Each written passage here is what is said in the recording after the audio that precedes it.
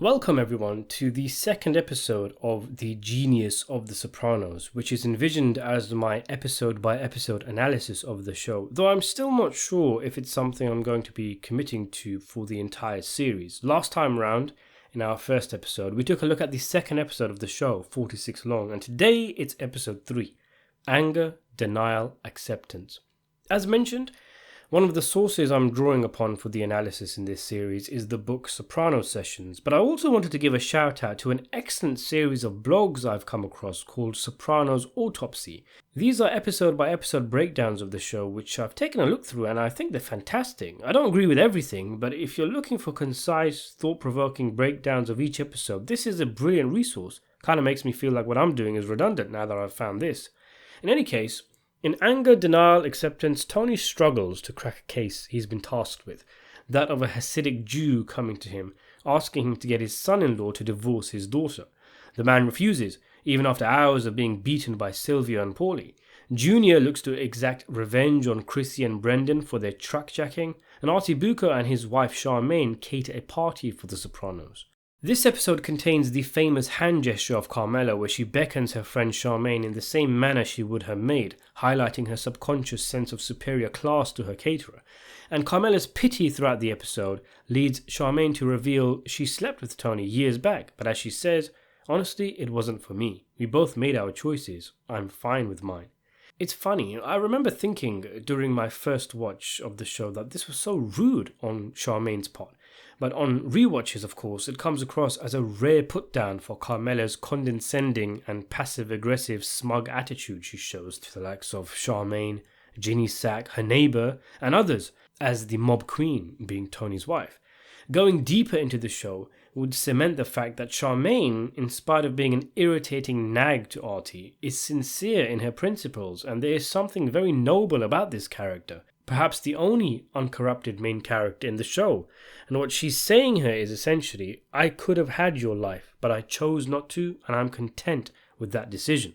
Unlike her husband, of course, who often flirts with the idea of going into business with Tony and often wallows in self-pity, driving Tony mad at times, as he does here in this episode, which results in a food fight which, with Carmela looking on with a smile, gives off an aura of nostalgia, like it's two boys, childhood friends, reenacting scenes from their childhood.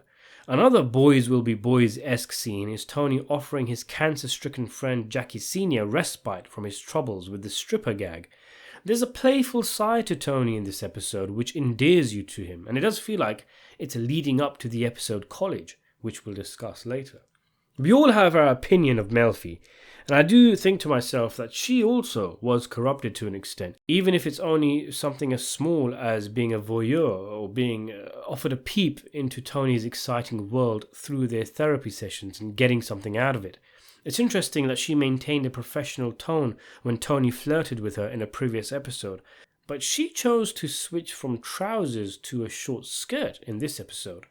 I do think there is a garnish of pleasure she receives from knowing she sits across this animal who's desperate but ultimately unable to have her. I always found it a bit weird that Shlomo is played by Maury from Goodfellas. I could never detach the actor from that role, and half expected him to pull off the hat and beard and declare, "Maury's wigs don't come off." In any case, similarly to the previous episode with AJ's teacher's stolen car, the mafia mission plot of the episode is the least serious, with many of the gags and one-liners coming from this storyline, like the slightly cringe, "Say bupkiss, Paulie," from Silvio as they beat the Jewish son-in-law, to the far more refined exchange between the guy and Tony. And the Romans? Where are they now? You're looking at him, asshole.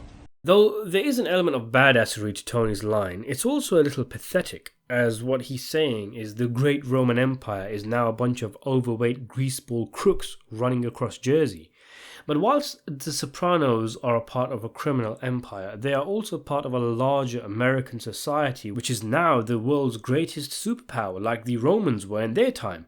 And like the Romans, American society suffers from decadence and indulgent greed. Does it signal that, like the final days of Rome, the new Rome, America, is in its final stages, the decline of an empire? We came in at the end, the best is over.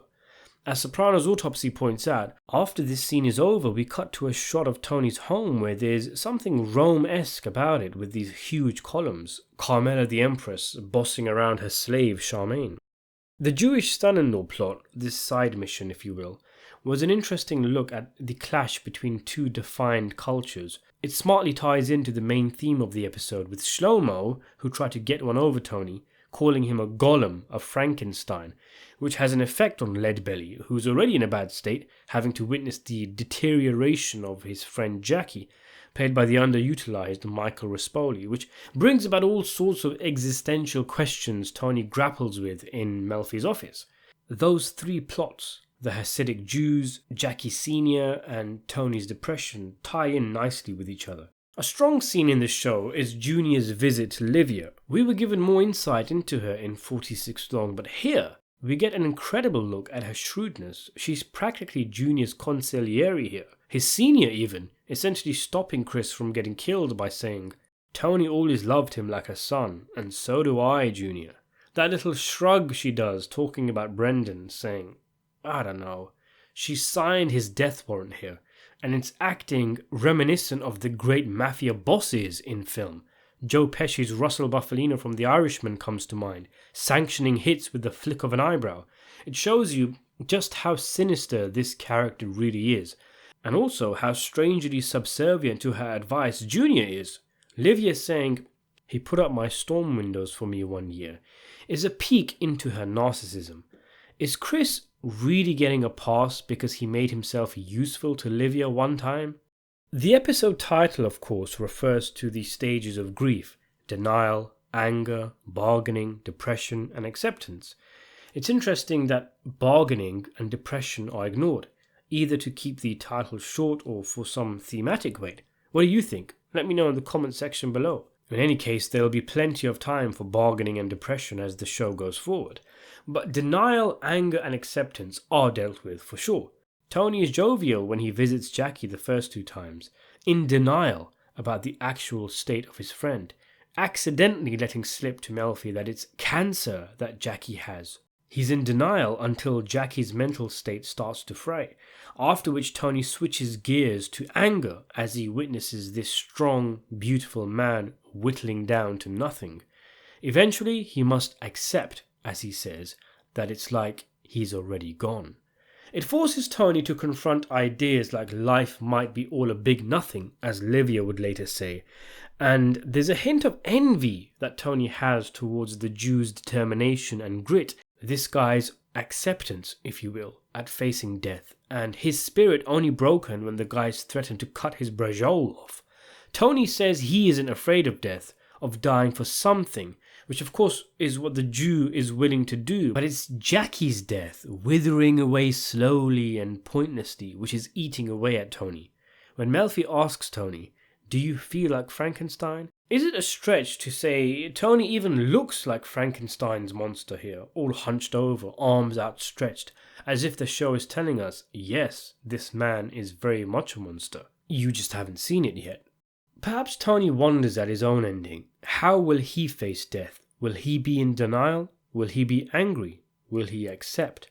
Will he plead for his life and shit his pants as we see Christopher do towards the end of the episode?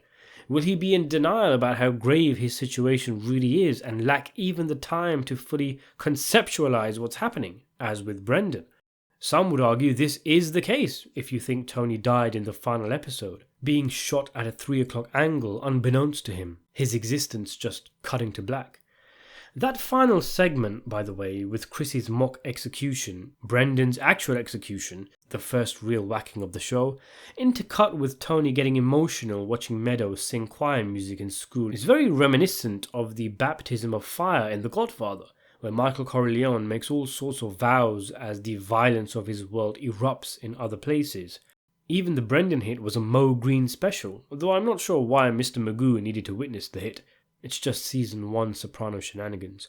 Though Tony isn't directly responsible for what's happening to Chrissy and Brendan, this is the world he resides in. So this choir performance acts as momentary respite before he dons his metaphorical fedora and heads deep into the underworld for the next episode, where he'll have to deal with the fallout of Brendan's death. It's also, of course, Tony appreciating the little moments, as he would later put it, having witnessed the pain, suffering, and apparent meaninglessness of life through the agony of his friend Jackie.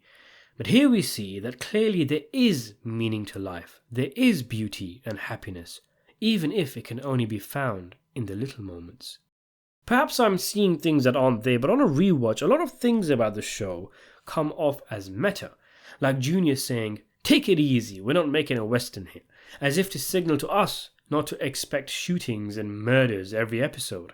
Or like Tony staring at that painting and then saying to Melfi, it's one of those psychological trick paintings, and she says it's just a picture she bought. I like the idea of Tony being people like us watching The Sopranos, analysing every little detail, and Melfi is David Chase saying to us, it really doesn't mean all that you think it meant, but with a twinkle in his eye to suggest maybe it did. In any case, Tony looking at the painting highlights that he is open to being more introspective than he gives himself credit for. But at this stage he is not confident in that introspection. He's paranoid, unsure. So there you have it. What do you make of anger, denial, acceptance? Let me know in the comment section below. Subscribe to the channel and thanks for watching.